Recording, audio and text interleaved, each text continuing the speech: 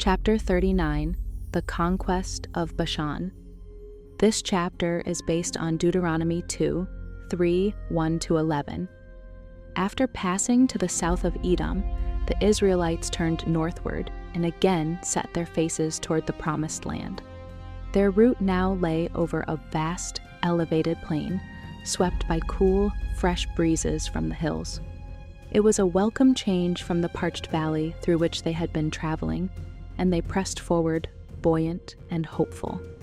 Having crossed the brook Zered, they passed to the east of the land of Moab, for the command had been given, "Distress not the Moabites, neither contend with them in battle, for I will not give thee of their land for a possession, because I have given Ar unto the children of Lot." And the same direction was repeated concerning the Ammonites, who were also descendants of Lot.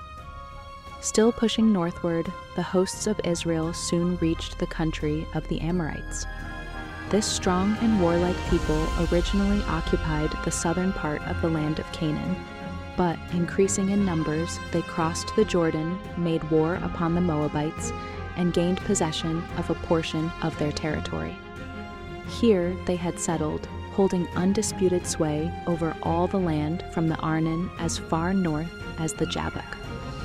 The route to the Jordan, which the Israelites desired to pursue, lay directly through this territory, and Moses sent a friendly message to Sihon, the Amorite king, at his capital. "Let me pass through thy land. I will go along by the highway.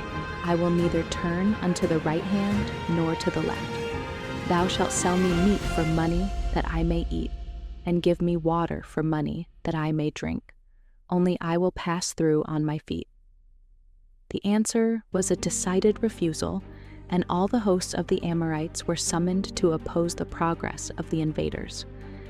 This formidable army struck terror to the Israelites, who were poorly prepared for an encounter with well-armed and well-disciplined forces. So far as skill in warfare was concerned, their enemies had the advantage. To all human appearance, a speedy end would be made of Israel. But Moses kept his gaze fixed upon the cloudy pillar and encouraged the people with the thought that the token of God's presence was still with them. At the same time, he directed them to do all that human power could do in preparing for war. Their enemies were eager for battle and confident that they would blot out the unprepared Israelites from the land. But from the possessor of all lands, the mandate had gone forth to the leader of Israel. "Rise ye up, take your journey, and pass over the river Arnon. Behold, I have given into thine hand Sihon the Amorite, king of Heshbon, and his land. Begin to possess it, and contend with him in battle. This day will I begin to put the dread of thee and the fear of thee upon the nations that are under the whole heaven, who shall hear report of thee, and shall tremble, and be in anguish because of thee."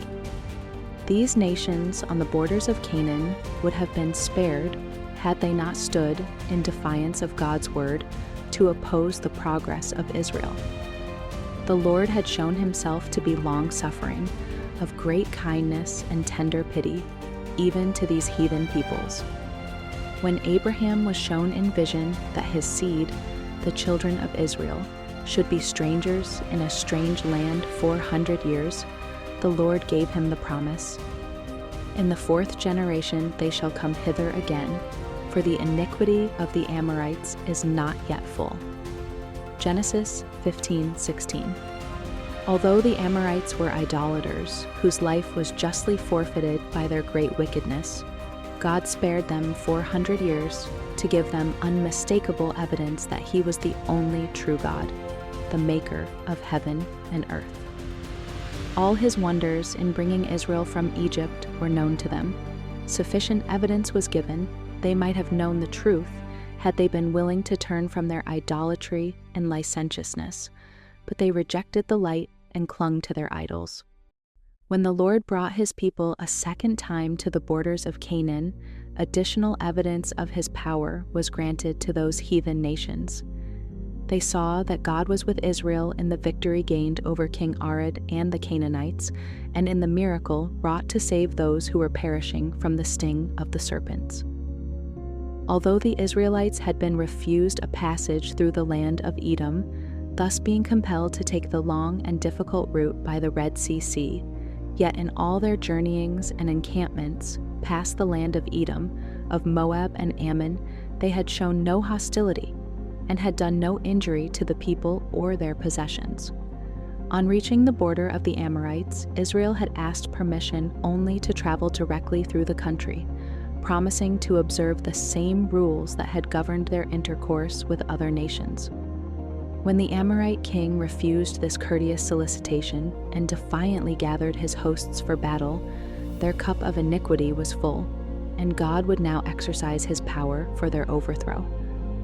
The Israelites crossed the river Arnon and advanced upon the foe. An engagement took place in which the armies of Israel were victorious, and following up the advantage gained, they were soon in possession of the country of the Amorites.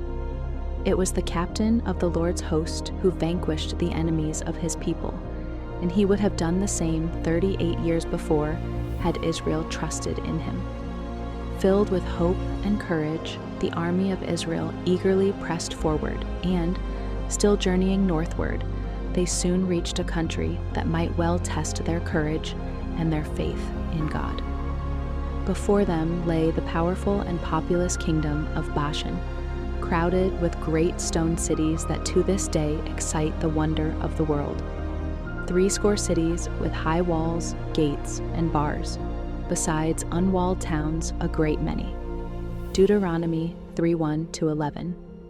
The houses were constructed of huge black stones, of such stupendous size as to make the buildings absolutely impregnable to any force that in those times could have been brought against them. It was a country filled with wild caverns, lofty precipices, yawning gulfs, and rocky strongholds. The inhabitants of this land, descendants from a giant race, were themselves of marvelous size and strength, and so distinguished for violence and cruelty as to be the terror of all surrounding nations, while Og, the king of the country, was remarkable for size and prowess, even in a nation of giants. But the cloudy pillar moved forward, and following its guidance the Hebrew hosts advanced to Edrei, where the giant king, with his forces, awaited their approach. Og had skillfully chosen the place of battle. The city of Edrei was situated upon the border of a tableland, rising abruptly from the plain and covered with jagged volcanic rocks. It could be approached only by narrow pathways, steep and difficult of ascent. In case of defeat, his forces could find refuge in that wilderness of rocks, where it would be impossible for strangers to follow them. Confident of success, the king came forth with an immense army upon the open plain, while shouts of defiance were heard from the tableland above, where might be seen the spears of thousands, eager for the fray. When the Hebrews looked upon the lofty form of that giant of giants towering above the soldiers of his army, when they saw the hosts that surrounded him, and beheld the seemingly impregnable fortress, behind which unseen thousands were entrenched, the hearts of many in Israel quaked with fear. But Moses was calm and firm. The Lord had said concerning the king of Bashan, "Fear him not, for I will deliver him and all his people and his land into thy hand, and thou shalt do unto him as thou didst unto Sihon king of the Amorites, which dwelt at Heshbon." The calm faith of their leader inspired the people with confidence in God.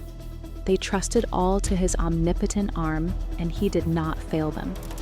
Not mighty giants, nor walled cities, armed hosts, nor rocky fortresses could stand before the captain of the Lord's host. The Lord led the army, the Lord discomfited the enemy, the Lord conquered in behalf of Israel. The giant king and his army were destroyed, and the Israelites soon took possession of the whole country. Thus was blotted from the earth that strange people who had given themselves up to iniquity and abominable idolatry. In the conquest of Gilead and Bashan, there were many who recalled the events which nearly 40 years before had, in Kadesh, doomed Israel to the long desert wandering. They saw that the report of the spies concerning the promised land was in many respects correct. The cities were walled and very great, and were inhabited by giants, in comparison with whom the Hebrews were mere pygmies. But they could now see that the fatal mistake of their fathers had been in distrusting the power of God. This alone had prevented them from at once entering the goodly land. When they were at the first preparing to enter Canaan, the undertaking was attended with far less difficulty than now.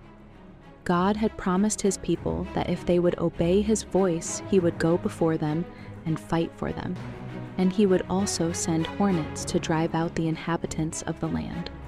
The fears of the nations had not been generally aroused, and little preparation had been made to oppose their progress.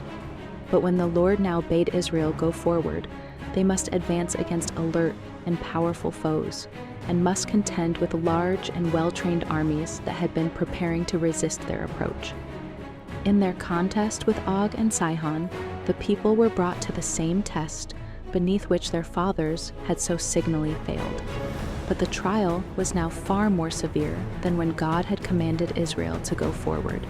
The difficulties in their way had greatly increased since they refused to advance when bidden to do so in the name of the Lord. It is thus that God still tests his people, and if they fail to endure the trial, he brings them again to the same point, and the second time the trial will come closer and be more severe than the preceding. This is continued until they bear the test, or, if they are still rebellious, God withdraws his light from them and leaves them in darkness. The Hebrews now remembered how once before, when their forces had gone to battle, they had been routed and thousands slain. But they had then gone in direct opposition to the command of God. They had gone out without Moses, God's appointed leader, without the cloudy pillar, the symbol of the divine presence, and without the ark. But now Moses was with them, strengthening their hearts with words of hope and faith. The Son of God, enshrined in the cloudy pillar, led the way, and the sacred ark accompanied the host. This experience has a lesson for us.